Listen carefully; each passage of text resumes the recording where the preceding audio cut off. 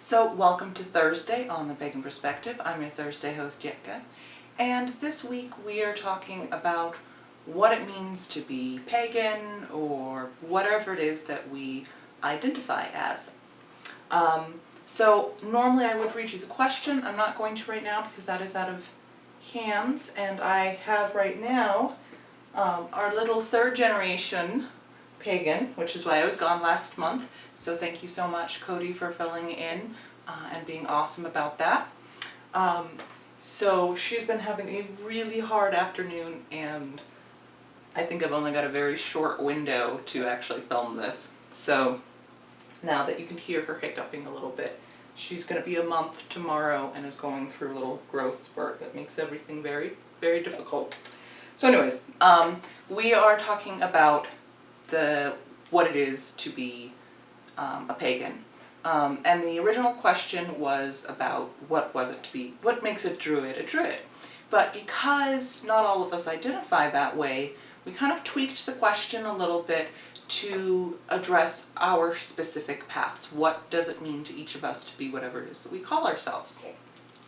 And then we also have another connected question with that, which is, to be a pagan, do you have to believe in, I think the examples were gods like Loki, Thor, Isis, things like that.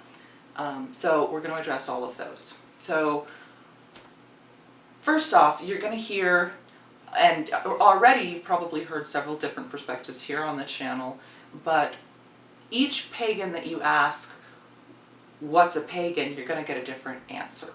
So I am not the be-all, end-all authority on this. What I'm going to do is I'm going to tell you my take on it, and somebody else is going to tell you a different take on it. So I identify as a pagan, and I don't get much more specific than that. For me, what being a pagan is more an experiential thing than it is about belief. It's not really about faith or worship or things like that. It's about what it feels like to be me in connection with nature, with the world, my everyday practices.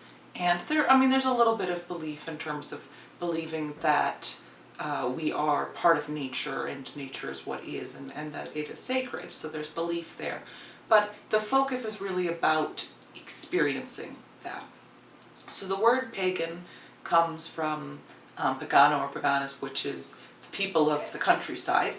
And different folks in modern day focus on different elements of that. To some people, the idea that these people in the countryside, and this was a Roman term, that they believed in many gods, and that's really important to some people. For me, the element of that I focus on, which is why I'm using why I use the term, has to do with the connection that those people would have with the seasons, with nature, with the recognition that these people would have of our connectedness and the treating nature and the cycles as sacred. So that for me is what the focus is really about.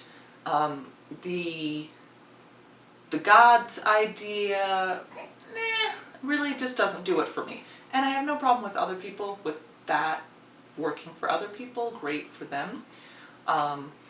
But leading into the other question being, do you need to believe in one of these gods to be a pagan? And my answer is no.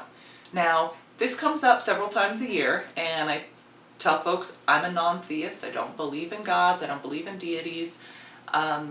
And I don't think that one needs to be a pagan. I grew up with lots of pagans who either think of gods as metaphors or just skip the thing entirely. I am around them. That's part of my community practice. Lots of people are pagans, call themselves pagans, without believing in deities.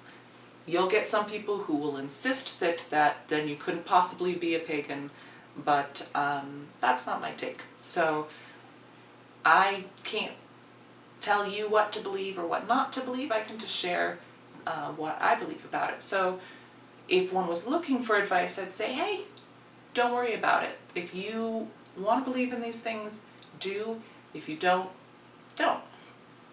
So that's this week. I'm not sure what our upcoming topics are, but I look forward to sharing them with you. And a happy belated birthday to the collaborative, because I wasn't here last month to wish the collab happy birthday.